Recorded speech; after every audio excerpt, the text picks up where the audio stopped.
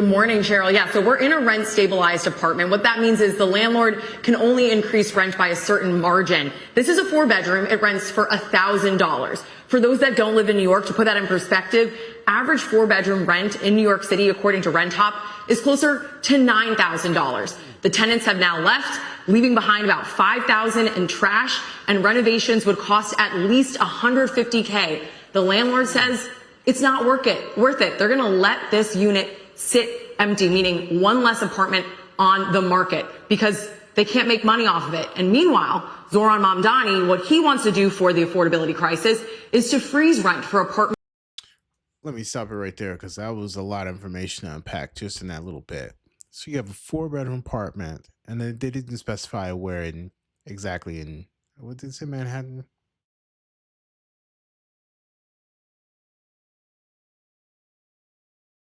Yeah, it didn't say exactly where. I should read it.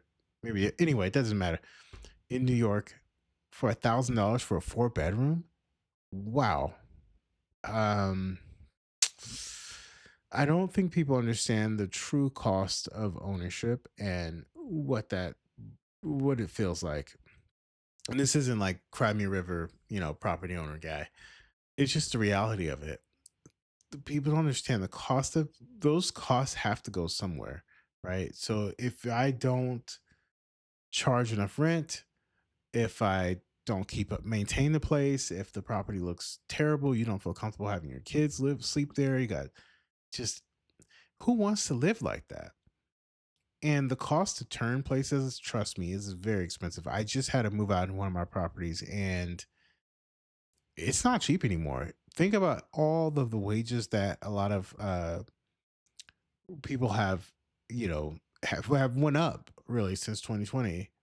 The cost of goods and services have just gone through the roof, and a bulk of that is wages. Which, again, not complaining about it. I'm just saying the reality is people need to understand there's a true cost of ownership. It's not at least the small mom and pop owners. We're not talking about your large conglomerates and those big corporations. We're talking about everyday people who just maybe own 1 or 2, 3 properties on the side. Those are the people that I'm talking about, because that's the camp that I fall on. The big companies, it's a drop in the bucket to them. They really don't care. They have the capital to do it.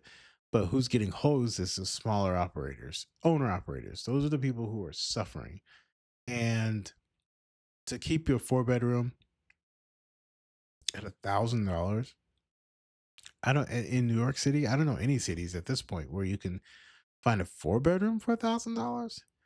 That seems a little bit outrageous to me. And then you have this plan of rent freeze, which they're gonna unpack that a little bit more. This seems nuts and wild to me. I mean, and then now they're gonna take that unit off the market. So now you're creating a housing crisis on top. That's too much. I don't understand it. I don't know what the thought process is there. Maybe I need to understand it better. I don't know. Apartments like this one. That would mean that 40% of the apartments in New York City, roughly, could not have their rent increased. And as it currently stands, 20% of those apartments are considered are in bad financial standing. This would make that problem worse. That is why the former New York Democratic Assembly member who served alongside Mamdani says if his plan were to go through, it would be the nail in the coffin for this portion of the real estate market. It's an attempt at affordability, but what he's going to achieve is insolvency. This is not a solution that actually addresses the costs that have been going up throughout the years, mostly due to government policy. Burgos is arguing that this is a bit of Mamdani shooting himself in the foot, but listen, the numbers don't lie. Women lie, men lie. The numbers do not lie. They're telling you the story right here. And this is when government does so much overreach, it generally hurts the consumer, period. Like I said in the previous video, those costs have to go somewhere.